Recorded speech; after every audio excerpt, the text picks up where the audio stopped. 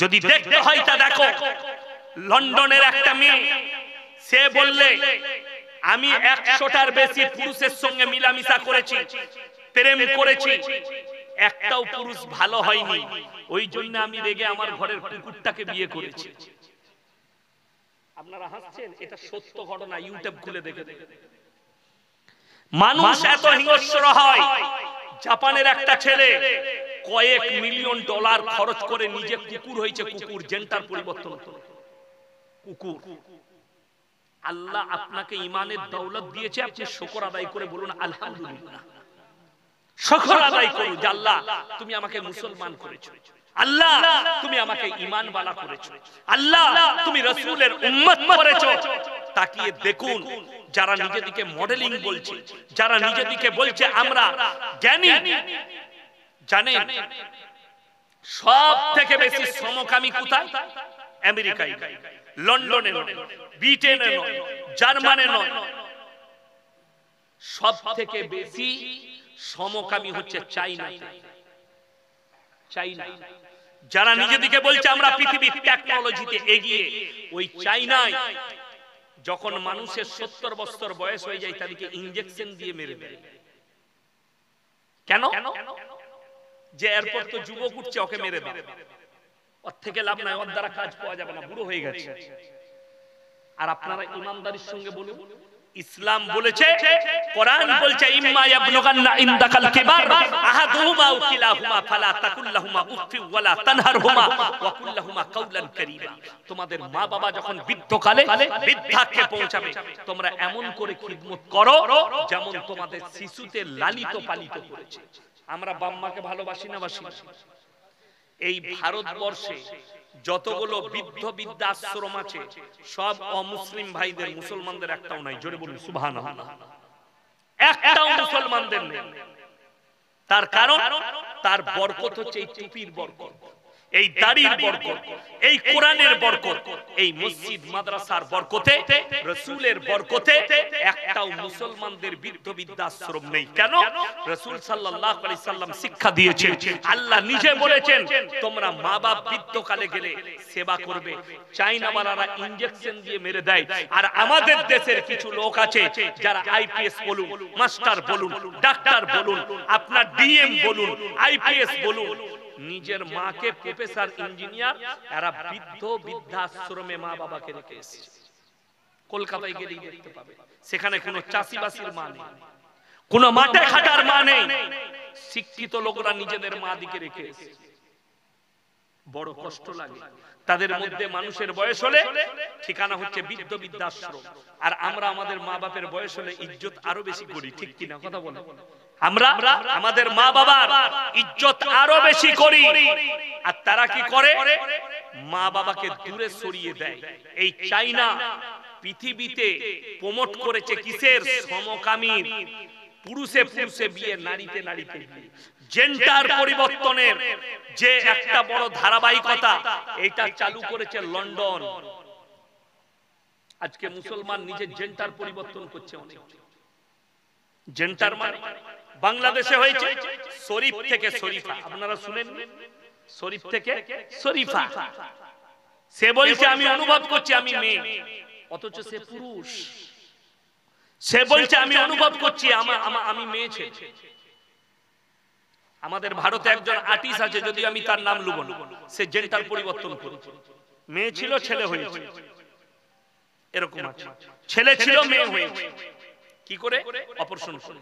বুখারী শরীফের হাদিস, কান খুলে শুনে যান হে আমার যুবকরা, যারা হাতে বালা পড়ো, যারা কান ফুটো করে বালি পড়েছে ফিল্মের আর্টিস্টদের মতো, যারা হাতে চেন পড়ে, যারা মেয়েদের মতো চুল রাখতে চায়, যারা নিজেদিকে নারীদের মতো করতে চায়, কিয়ামতের দিন আল্লাহ এদিকে দাঁড় করিয়ে বলবে তোমরা আজকে নিজেকে পরিবর্তন করে দেখাও। তারা বলবে আমরা অক্ষম। আল্লাহ তাদের দিকে তাকিয়েও দেখবেন না, তাদের রাস্তা হবে জাহান্নাম। যে মহিলারা নিজেদিকে পুরুষের মতো সাজাবে, জিন্সের প্যান্ট, গেঞ্জি, ববিকার চুল, ছেলেদের মতো সাজতে চাইবে, শরীর থাকবে না, ওই সমস্ত মহিলাদিকে আল্লাহ বলবে তোমরা নিজেদের শরীরকে আজকে পরিবর্তন করে দেখাও। আল্লাহ তাকাবেন না, তাদের রাস্তা হবে জাহান্নাম।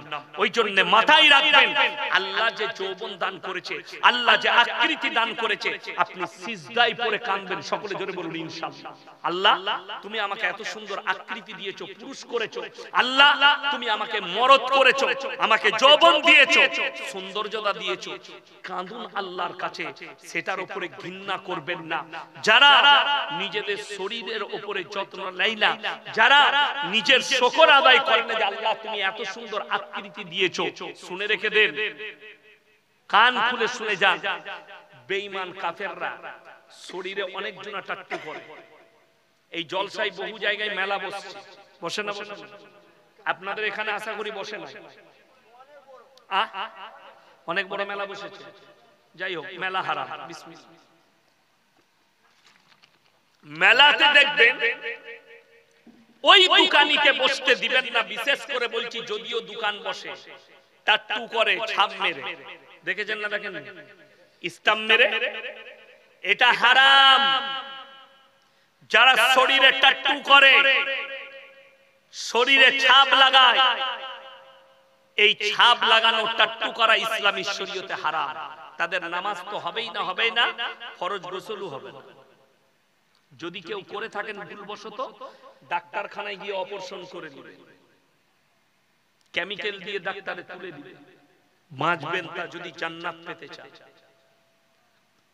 আমরা এইটার জন্যই তো পেছিয়ে। আপনি বেঈমান কাফেরের আখলাক নিতে পেরেছে, পশ্চিমী দুনিয়া তাদের আখলাক নিতে পেরেছে।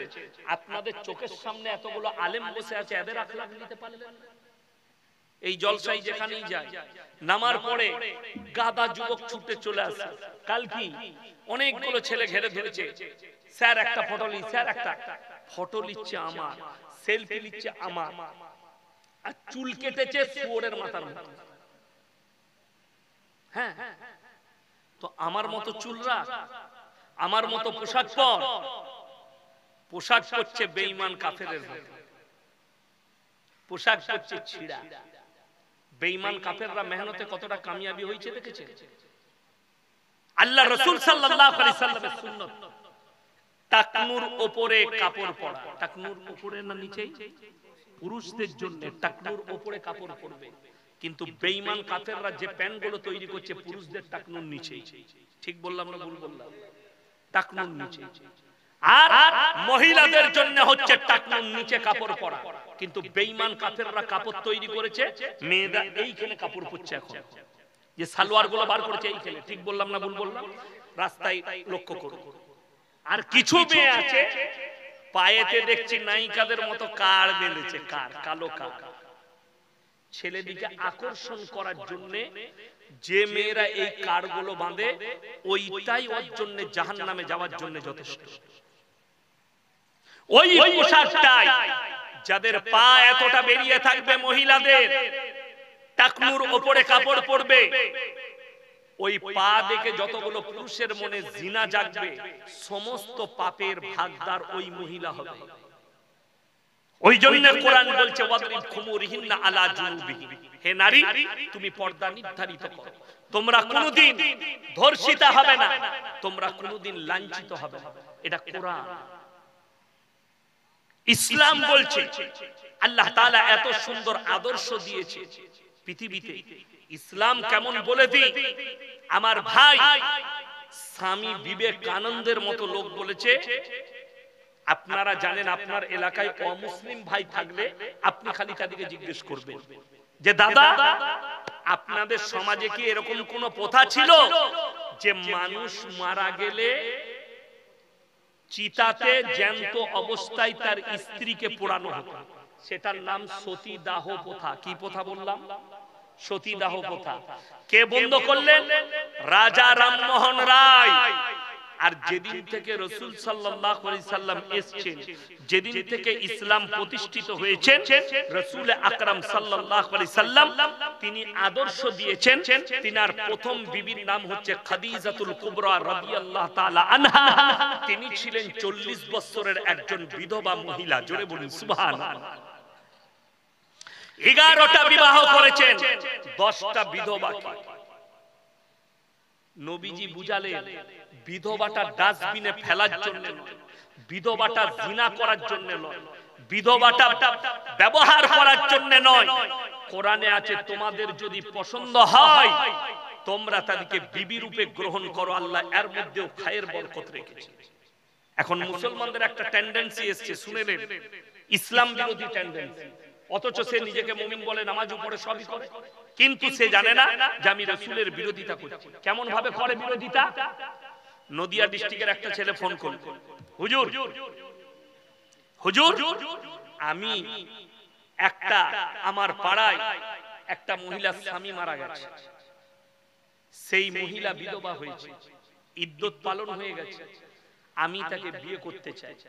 আমি বললাম জায়েজ আছে, অসুবিধা নাই, তুমি করো, এর মধ্যে আল্লাহ খায়ের বরকত রেখেছে। বললে আমি হচ্ছি ব্যাচেলর, মানে বিয়ে হয়নি, আমি অবিবাহিত ছেলে, অবিবাহিত আমি কি বিয়ে করতে পারি? আমি বললাম অবশ্যই। সে কি বললে শুনেলেন, আমার বাপ নামাজ পড়ে, আমার মা নামাজ পড়ে, আমার প্রতিবেশীতে নামাজি, তারা বলছে এইটা লোকে খারাপ বলবে, নোংরা বলবে। আমি বললাম নাউজুবিল্লাহ, তোমার মা বাপকে ইস্তেগফার করতে বলো, তোমার মা বাপকে আল্লাহর কাছে কাঁদতে বলো। কেন? তোমার মা বাপ তো, তার মা বললে যে তোর হুজুরকে জিজ্ঞেস কর, সমাজ কি মেনে নেবে? আমি বললাম তোমার মাকে জিজ্ঞেস করো, তুমি যে বলছো লোকে খারাপ বলবে। আল্লাহর হাবিব সাল্লাল্লাহু আলাইহি সাল্লাম 11টা বিবাহ করেছেন, 10টা বিধবাকে করেছিলেন। নবীজি কি পৃথিবীর মানুষের কাছে শ্রেষ্ঠ না খারাপ? বাবা কথা বলে না, শ্রেষ্ঠ। তোমার যদি পছন্দ হয় বিধবাকে জিনা লয় বিবি রূপে গ্রহণ করো। কোন ব্যাচেলর ছেলে সে যদি চায় যে একটা বিধবা মহিলা স্বামী মারা গেছে তাকে বিয়ে করব, এটা জায়েজ আছে, শরীয়ত সম্মত, গুনার কাজ নয়, বরঞ্চ নেকির কাজ। লকডাউন চলছিল জানেন তো, লকডাউনের সময় মাদ্রাসায় বসে আছি, সকালে হঠাৎ আমার বাড়ির কাছে, বাড়ি একদম বাড়ির পাশাপাশি আমাদের আত্মীয় হচ্ছে, লরি চালাইছে একটা ট্রাক। তো ট্রাকটা ও এসে সকালবেলায় ট্রাকটা ধুবে, সেই সময় রাতের বেলায় একটা কারেন্টের তার ছিঁড়ে তার উপরে পড়েছে। সে দেখেনি বেচারা, গাড়িটা চেপেছে, তাকে ধরেছে। ছেলেটা মারা গেল, তার স্ত্রী প্রেগন্যান্ট ছিল। জানাজা হয়ে গেল, তার আব্বা আমার কাছে এলো, সম্পর্কে মামা হয়। আমি বললাম মামা বলুন। বললে ভাগ্নে একটু যদি তুমি তোমার ভাইকে, ছোট ভাই, তার একটা ছোট ভাই ছিল, তাকে যদি বুঝাও, সে যদি স্ত্রী রূপে গ্রহণ করে, অথচ সেই ছেলেটার বিয়ে ঠিক হয়ে আছে অন্য জায়গায়, যদি সে করে, পেটে যে সন্তান আছে সে বাবা পেয়ে যাবে, স্ত্রীটা বেঁচে যাবে। আমি তাকে ডাকলাম, আমি তোমার মত কি? বললে আমার আব্বা মা যেটা বলবে আমি সেটাই করব। রাজি হয়ে গেল, বাচ্চা পয়দা হলো, ইদ্যত পালন হয়ে গেল, তার সঙ্গে বিয়ে হয়ে গেল। ছেলেটা আজও জানে না যে আমার বাবা মারা গেছে, আজও জানে না। ছেলে বড় হয়ে গেছে, সে জানে এটাই আমার বাপ। ভাবিকে বিয়ে করলো, এটা কত বড় নেকির কাজ আপনার জানা নেই। আমাদের সমাজের লোক এগুলোকে খারাপ চোখে দেখে, অথচ তোমার জানা নাই এটা ঈশ্বরীয়, এটাই ভালো কাজ। ওই জন্য সবাই ইসলামের ছায়াতলে আসবো, সকলে জোরে বলুন ইনশাআল্লাহ। এই কোরআনের সঙ্গে সবাই মহব্বত করব, জোরে বলুন ইনশাআল্লাহুল আজিজ।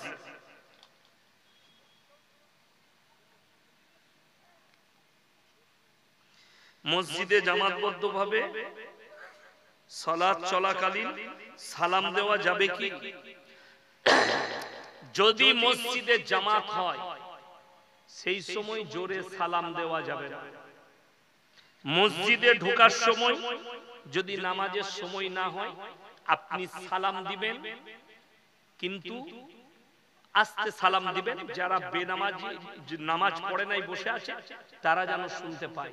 যদি নামাজ চলাকালীন সালাম দেয় এটা বৈধ নয়, মসজিদে ঢুকে সালাম দেওয়া ঠিক আছে, কিন্তু নামাজ দাঁড়িয়ে গেছে, জামাত চলছে, সালাত চলছে, ওই অবস্থায় সালাম দেওয়া যাবে না। পায়খানা ঘরের ভেতরে কেউ পায়খানা করছে, সেইখানে সালাম দিবেন না। প্রস্রাব করছে, সালাম দিবেন না। আদবের খেয়াল রাখবেন। লাস্টে বলি, হাত তুলে বলুন আমরা সকলে কোরআনের সঙ্গে মহব্বত করব, জোরে বলুন ইনশাআল্লাহ।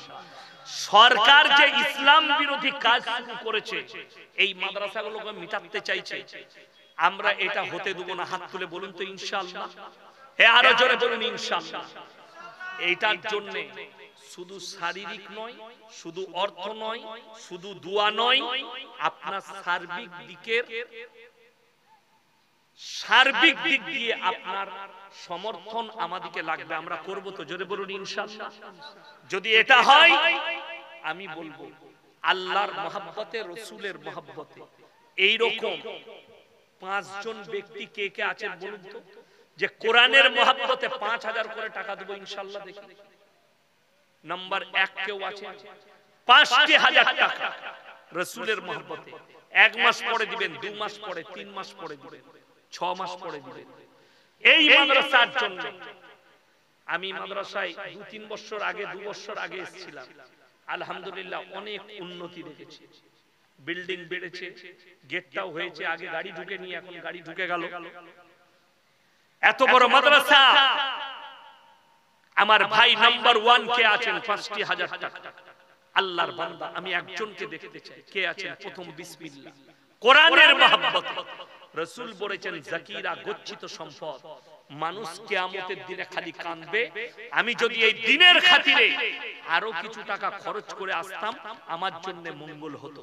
তাই আমি বলবো এই নাম্বার 1 কে আছেন? প্রথম বিসমিল্লাহ 5000 টাকা কে আছে? কোন আল্লাহর বান্দা আছে? একটু তাড়াতাড়ি বলি। বিসমিল্লাহ একজন করুন, কে আছে? আল্লাহর বান্দা টাকা দিয়েছে, সম্পদ দিয়েছে। কিয়ামতের ময়দানে বাবার জন্য, মায়ের জন্য, নিজের সন্তান সন্ততির জন্য, বাবা মায়ের জন্য 5000 টাকা কে আছেন? কোন আল্লাহর বান্দা? মাত্র 5000 টাকা আল্লাহর ওয়াস্তে দিনের খাতিরে কে আছে? কোন আমার ভাই আছে? একটু তাড়াতাড়ি বলি ইনশাআল্লাহ। আমি জানি মালদা মুর্শিদাবাদের মানুষের অবদান আছে বড়। মাদ্রাসা মসজিদের পেছনে খেটে খাওয়া মানুষ কিন্তু আল্লাহর ঘরে দিতে দ্বিধাবোধ করে। তাই আমি বলবো নাম্বার 1 5000 টাকা কোন আল্লাহর বান্দা আছে? একজন হাত তুলবেন, কে আছে? প্রথম বিসমিল্লাহ কে আছে? আমার কোন ভাই আছে? মাত্র 5000 টাকা। একটু স্টেজে এসে আমার সাথে মুলাকাত করে যাবেন। আমি দোয়া দেব, জান ভরে মুসাফির মানুষ, আমি দোয়া করব। 350 কিলোমিটার রাস্তা অতিক্রম করে এসেছি। আমার ভাই কে আছেন? কোন আল্লাহর বান্দা আছে? কোন আমার ভাই আছে? একটু তাড়াতাড়ি বলি ইনশাআল্লাহ। একটু তাড়াতাড়ি বলি। মাত্র বলেছি 5000 টাকা। একটু মুলাকাত করে যাবেন। আমি দোয়া দেব মুসাফির মানুষ, কিয়ামতের ময়দানে মুলাকাত হবে। আপনি বুঝতে পারবেন এগুলো আমার ফেরত যাচ্ছে, আমি ফেরত পাচ্ছি। সেই দিন আপনি কাঁদবেন। ওইদিকে আসুন বাবাজি, ওইদিকে। মাশাআল্লাহ, আসুন ভাই। জাযাকাল্লাহ। ওয়ালাইকুম সালাম। কি নাম বাবু? মাশাআল্লাহ, মোহাম্মদ নুরুল ইসলাম ভাই 5000 টাকা। তারিকুল আলম ভাই 5000 টাকা। আচ্ছা আচ্ছা, মাশাআল্লাহ। আল্লাহ ইনাদের জানে মালে ইজ্জতে বরকত দেখ, ইনাদের কারবারে ব্যবসা বাণিজ্য রুজি রোজগারে আল্লাহ বরকত দেখ। আমার ভাই 2 জন হয়ে গেছে। 3 নম্বর আল্লাহর বান্দাটা কে আছে? 3 নম্বরটা কে আছে? আল্লাহ তাআলা ইনাদের ইজ্জতে বরকত দেখ, ইনাদের পূর্বপুরুষকে আল্লাহ জান্নাতি করুক। 3 নম্বর আল্লাহর বান্দাটা কে আছে? আমি মাত্র 5টা চেয়েছি, আর 3 জন হলেই হয়ে যাবে ইনশাআল্লাহ। 3 নম্বরটা কোন আল্লাহর বান্দা আছে? একটু তাড়াতাড়ি বলি ইনশাআল্লাহ। পরকালের জন্য, মরণের পরের জন্য। আজকে আছি, কালকে নাই, কবে চলে যাব আমরা কেউ জানি না। আল্লাহর কাছে হাজিরি দিতে হবে। সেদিনে বুঝতে পারবেন আল্লাহর হাবিব সাল্লাল্লাহু আলাইহি সাল্লাম মক্কা নগরীতে এলান করেছেন, ওয়ামা ইউকরিদুল্লাহ কারদান হাসানা, আল্লাহর রাস্তায় কে কি দান করবে বলো, আল্লাহর নবী সাহাবীরা নিজেদের জান মালের কুরবানি করে দিয়েছে। আজকে আপনাকে জানেন আনারুল হক ভাই, মাশাআল্লাহ, আল্লাহ আপনার হায়াতে বরকত দেখ। আনারুল ভাই 5000 টাকা, আল্লাহ তাআলা আপনার হায়াতে বরকত দেখ, রুজি রোজগারে বরকত দেখ, আল্লাহ ইজ্জতে বরকত দেখ, পূর্বপুরুষকে আল্লাহ জান্নাতি করুক। ভাই 3 জন হয়ে গেল, আর মাত্র 2 জন লাগবে। নম্বর 4 ভাই, 4 নম্বর ভাইটা কে আছেন? কোন আল্লাহর বান্দা আছেন? 4 নম্বরটা পরকালের জন্য, মরণের পরের জন্য। আমি 4 নম্বর ভাইটাকে দেখতে চাই। কোন আমার আল্লাহর বান্দা আছেন, কোন আমার দ্বীনের খিদমত করার জন্য কোন ভাই আছেন, যে পরকালে মরণের পরে জানো আমি আল্লাহর কাছে বলতে পারি যে আমার টাকা এই মাদ্রাসায় কোরআনের মহব্বতে লেগেছে, দ্বীনের খাতিরে লেগেছে। আমি 4 নম্বর ভাইটা কে আছেন? মাত্র 5000 টাকা। 4 নম্বরটা একটু উঠে আসুন, আল্লাহর ওয়াস্তে উঠে আসুন, আমার সাথে মুলাকাত করুন। আমি মুসাফির মানুষ, আমি ফজরের সময় দোয়া করব, আল্লাহ তুমি এই বান্দার দানকে কবুল করো। শেষ রাত্রিতে তাহাজ্জুদের ওয়াক্তের সময় আল্লাহ দিয়েছেন, আল্লাহ তুমি তার দানকে কবুল করো। আমার ভাই, আপনি আল্লাহর দিকে হাত বাড়াবেন এই দ্বীনের খিদমতে, আল্লাহ যেন আপনাদের দিকে রহমতের হাত বাড়িয়ে দেয়। তাই আমি বলবো এই 4 নম্বর আল্লাহর বান্দাটা কে আছেন? 5000 টাকা। 4 নম্বর বান্দা একটু আসুন আর আমার সাথে মুলাকাত করে যান। 4 নম্বর ভাইটা কে আছেন? একটু হাত তুলে দেন, ইনশাআল্লাহ দেখি 4 নম্বর